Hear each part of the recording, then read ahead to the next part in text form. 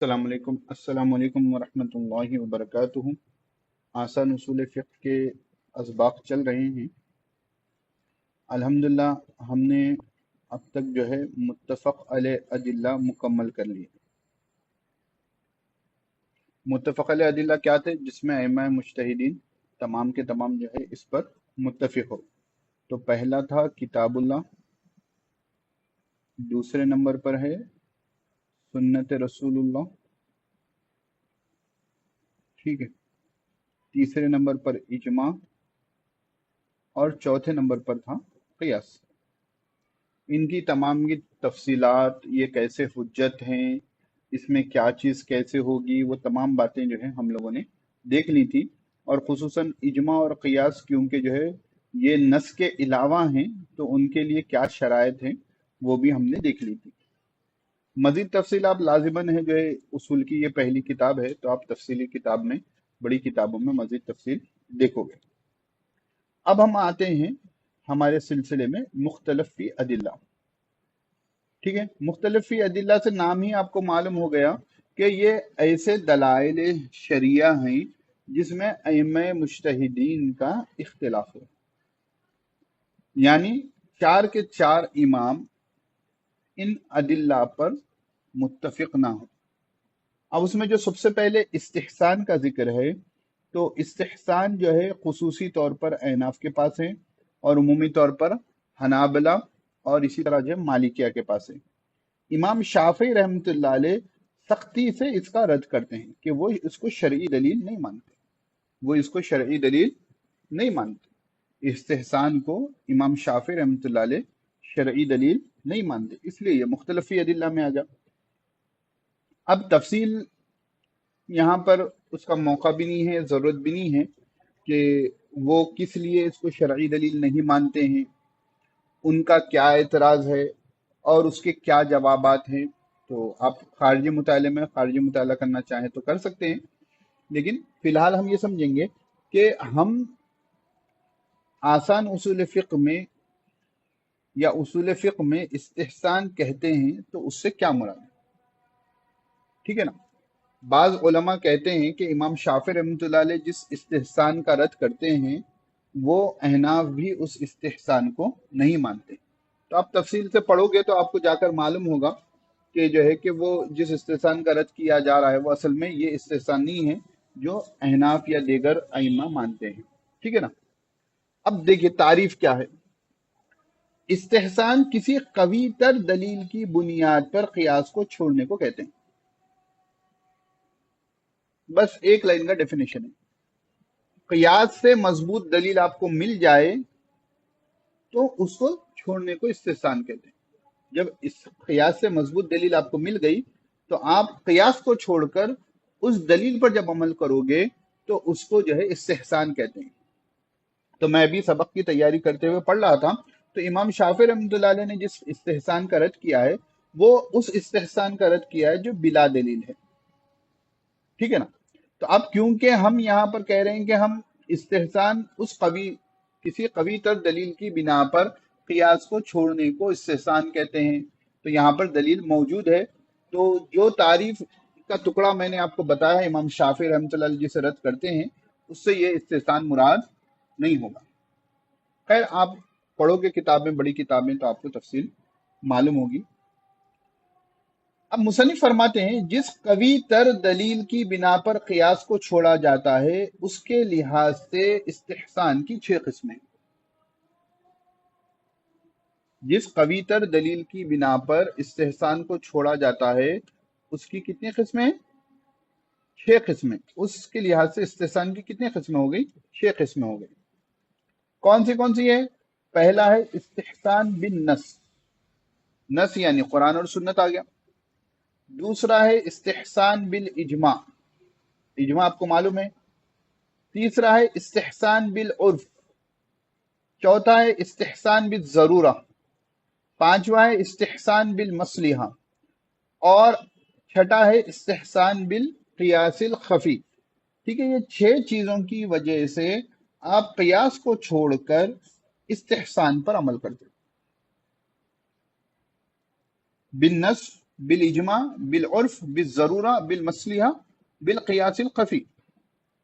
अब आप पूछोगे कि मौलाना ये क्या है, छह के छह थोड़ा बता दें। तो वो छह के छह के बारे में तफसील आपको आगे आ रही है, तो हर एक को हम उसके साथ देखेंगे। तो ये छह की तरतीब के साथ आपको नाम याद होना चाहिए। इस्तिहसान बिन नस, बिल इजमा, बिल उर्फ, बिल जरूरा, बिल मसलिया, बिल क़ियासिल खफी। एक चार पांच मरतबा दोहरा लोगे तो आपको याद हो जाएगी। अब पहली चीज है इस्तिहसान बिन नस किसे कहते हैं। अब इस्तिहसान की तारीफ याद रख ली, यही एक सेंटेंस है। किसी कवीतर दलील की बुनियाद पर क़ियास को छोड़ने को इस्तिहसान कहते हैं। अब कवीतर दलील क्या हो सकती है, ये छह किस्मों में हो गई। वो नस हो सकती है, कुरान और हदीस, वो इजमा हो सकता है, वो उर्फ हो सकता है, वो जरूरत हो सकता है, वो मसलिहत हो सकता है, और वो क़ियास खफी हो सकता है। ठीक है। अब पहले नंबर पर नस है। इस्तिहसान बिन नस वो है जिसमें नस की बिना पर क़ियास को तर्क कर दिया गया। आपको क़ियास कह रहा है कि इस मसले में ये काम होना चाहिए। जैसे मैंने सूरह फातिहा इमाम के पीछे पढ़ने का मसला आपको बताया था कि क़ियास कह रहा है कि जो है कि यहाँ पर अगर रुकू में इमाम मिल जाए, इमाम से रुकू में मिल जाए, तो मुख्तदी सूरह फातिहा अगर नहीं पढ़ेगा तो इस शवाफे के नजदीक रुकू नहीं, रकात नहीं मिलेगी। लेकिन शवाफे नस की बुनियाद पर उसको छोड़ देते हैं। ठीक है ना। तो वो इस्तेहसान नहीं कहते हैं, वो तो दलील मौजूद है इसकी वजह से छोड़ रहे हैं। अब क्योंकि अहनाफ के पास एक कैटेगरी इस्तेहसान की बन गई, तो अब उसकी सब कैटेगरीज यहाँ पर आपको मिल जाएंगी। जैसे मुसन्निफ फरमाते हैं, आप सल्लल्लाहु अलैहि वसल्लम ने शय मादूम की फरोख्त से मना किया। फरमाया इसका तकाजा है कि बय सलम जायज ना हो, यही कियास का तकाजा है। लेकिन आप सल्लल्लाहु अलैहि वसल्लम फरमाया मन असलफा फी समरिन।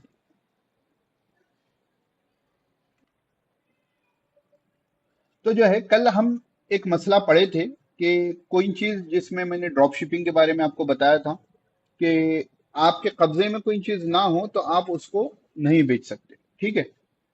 तो आप सल्लल्लाहु अलैहि वसल्लम ने शय मादूम, मादूम जो है जिसका वजूद नहीं है, उसको फरोख्त करने से मना फरमाया है। इसका तकाजा है कि बय सलम। ठीक है। इसका चलिए, तो बय सलम जायज ना हो।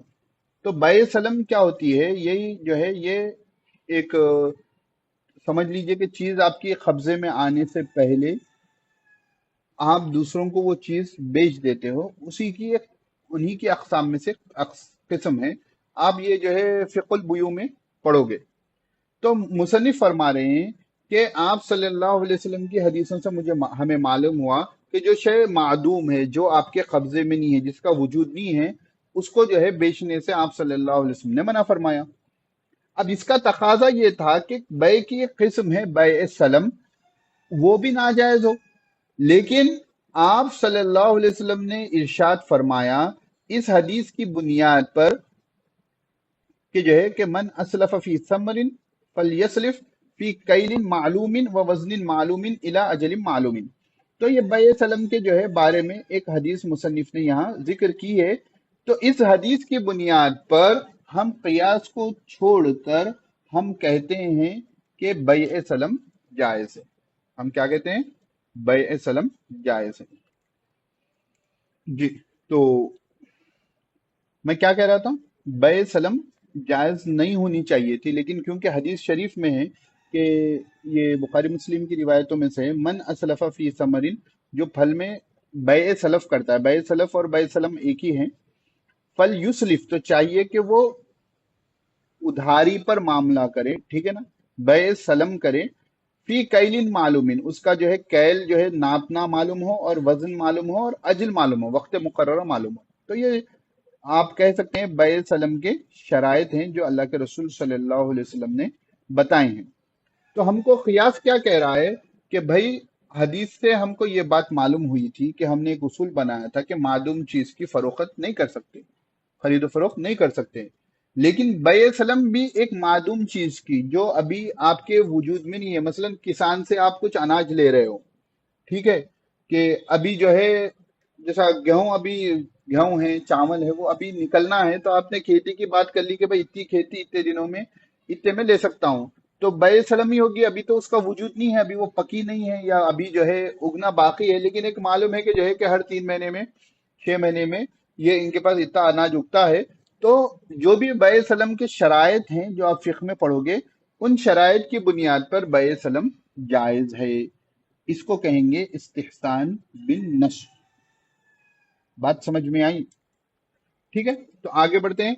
फिर फरमाने कि यह खियास का तकाजा है कि भूल कर खाने पीने से रोजा टूट जाएगा। नस्म मुतलक अक्ल और शुर्ब से रोजा टूटने का हुक्म है ना भाई? कि रोजा क्या है? इमसाक है, ठीक है ना? तुलुए फज्र से लेकर गुरूब आफताब तक इंसान जो है खाने पीने से और जो है शहवात से बचा रहे, अपने आप को रोके रखे। ये रोजे का मतलब है। अब मैंने क्या किया, मैं सुबह में उठा, उठकर जो है मैं रोजाना की तरह जो है मसलन नफिल रोजा था, मैं उठा और जो है खाना खा लिया। हालांकि मैंने सहरी की थी, नियत की थी रोजे की, लेकिन मैं उठ के खा लिया। या रमजान के दिन है, एकदम जो है कुछ मेवा था हाथ में, लेकर खा लिए, या कुछ भी खा लिया, होता है बाज़ मर्तबा। अब जो है यहाँ पर जो है मसला ये है कि आप भूल कर खाए, लेकिन खाना पेट में गया, रोजा टूट जाना चाहिए था। कयास तो ये कह रहा है कि भूल कर चाहो खाओ या जानबूझ कर खाओ, खाने से रोजा टूट जाता है। तो लेकिन हमने ये हदीस पढ़ी है कि इजा नसिया फअकला व शरिबा, जो भूल कर खा ले और पी ले, वो अपने रोजे को मुकम्मल करे। क्यों? क्योंकि अल्लाह रब्बुल इज्जत ने उसे खिलाया और पिलाया है। गालिबन अल इसाबा, सहाबा के बारे में किताब इब्न हजर अस्कलानी रहमतुल्लाह लिखी है। मैंने उसमें पढ़ा था कि हजरत अबू हुरैरा रजी अल्लाह तआला अन्हु का एक वाकया है कि आपने ये हदीस बयान की। खैर वाकया पूरा याद नहीं आ रहा, थोड़ा मिजाहन वाकया है कि किसी ने कहा कि मैंने भूल कर खा लिया पी लिया, तो हजरत अबू हुरैरा रजी अल्लाह अन्हु ने फरमाया कि तुझे अल्लाह ने खिलाया, अल्लाह ने पिलाया, क्योंकि ये हदीस पेश नजर थी।